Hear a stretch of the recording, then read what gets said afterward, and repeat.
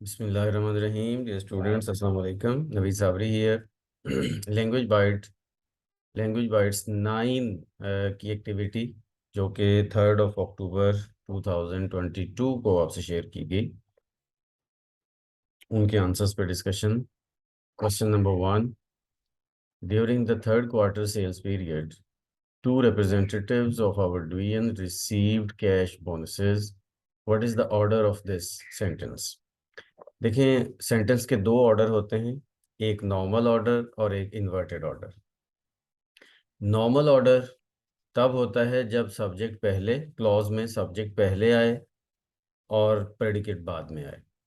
अब जब प्रेडिकेट का कुछ पार्ट स्टार्ट में आ रहा है, जैसा कि during the third quarter sales period, तो ये इन्वर्टेड पैटर्न होगा, क्योंकि सब्जेक्ट है two representatives in our division, ये सब्जेक्ट, और सब्जेक्ट मिडल में आ रहा है, तो ये इन्वर्टेड पैटर्न है। अगर सब्जेक्ट एंड पे हो तो भी इन्वर्टेड पैटर्न। क्वेश्चन नंबर 2 है, डैश सेंटेंस शोज अ फोर्सफुल स्टेटमेंट। तो इम्फेटिक सेंटेंस, असल में मेनली तो जो टाइप बनती है स्टेटमेंट्स की वो डिक्लेरेटिव सेंटेंस होती है, और डिक्लेरेटिव की फर्दर 3 टाइप्स होती हैं, पॉजिटिव, नेगेटिव और इम्फेटिक। पॉजिटिव को हम अफर्मेटिव भी बोलते हैं। तो इम्फेटिक फोर्सफुल स्टेटमेंट देता है, अफर्मेटिव पॉजिटिव स्टेटमेंट देता है, नेगेटिव नेगेटिव स्टेटमेंट देता है। तो फोर्सफुल स्टेटमेंट किसी भी तरह की हो वो इम्फेटिक में आती है। थर्ड सेंटेंस है, the subject of imperative sentence is implied. Yes, imperative sentence जिसमें ऑर्डर, रिक्वेस्ट, एडवाइस वगैरह होते हैं, उसका सब्जेक्ट सिर्फ समझा जाता है, जो कि यू समझा जाता है, लिखा नहीं जाता है। यानी कि जैसे हम कहते हैं ओपन द डोर, तो ओपन द डोर में यू इसका सब्जेक्ट है, यानी कि जो सुन रहा है, जिससे हम मुखातिब हैं वही हमारा सब्जेक्ट होता है इस सेंटेंस का, बट वो लिखा नहीं जाता।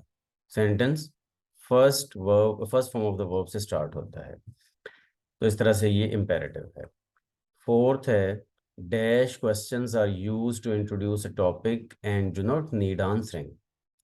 क्वेश्चंस की भी आगे 3 टाइप्स होती हैं। क्वेश्चंस की मेन जो टाइप है, जो क्वेश्चंस वाले सेंटेंसेस होते हैं, उनको हम कहते हैं इंट्रोगेटिव सेंटेंस। तो इंट्रोगेटिव सेंटेंसेस की 3 आगे टाइप्स होती हैं, polar, non polar and rhetorical. Polar questions वो होते हैं जो येस नो वाले होते हैं, जिनका आंसर येस नो में दिया जा सकता है, यानी कि जो हेल्पिंग वर्ब से स्टार्ट होते हैं। नॉन पोलर वो होते हैं जो WH वर्ड से स्टार्ट होते हैं, जैसा कि वाई, व्हाट, व्हेन, वेयर वगैरह वगैरह, जिनका आंसर येस नो से नहीं दिया जा सकता, बल्कि उनमें कुछ ना कुछ हमें बताना पड़ता है, कोई इन्फॉर्मेशन देनी पड़ती है आंसर में। और रिटोरिकल क्वेश्चंस वो होते हैं कि जो सिर्फ कम्युनिकेशन में यूज़ किए जाते हैं, उनकी आंसरिंग की ज़रूरत नहीं होती, होते हुए क्वेश्चंस ही हैं। मतलब जैसे एक टीचर पढ़ाते पढ़ाते कहेगा, नाउ व्हाट इज़ इन्फ्लेशन।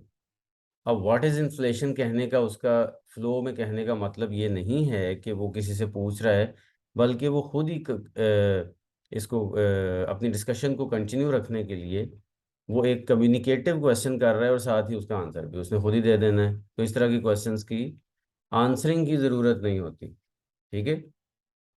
एक बंदा दूसरे से कहता है कि तुम फॉर एग्जांपल तुम ये ऊपर छत से छलांग लगा दो, तो दूसरा आगे से उसको कहता है, मैं क्या पागल हूँ कोई।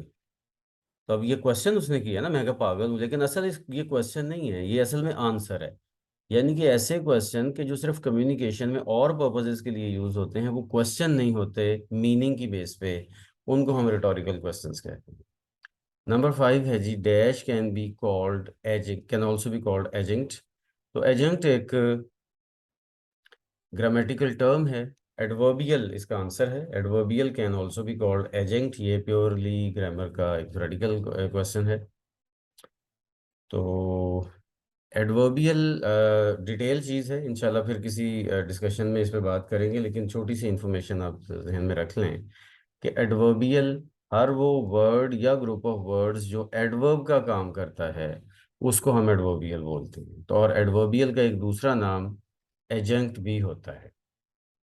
That's it for today. आज के लिए इतना ही। अल्लाह हाफिज़।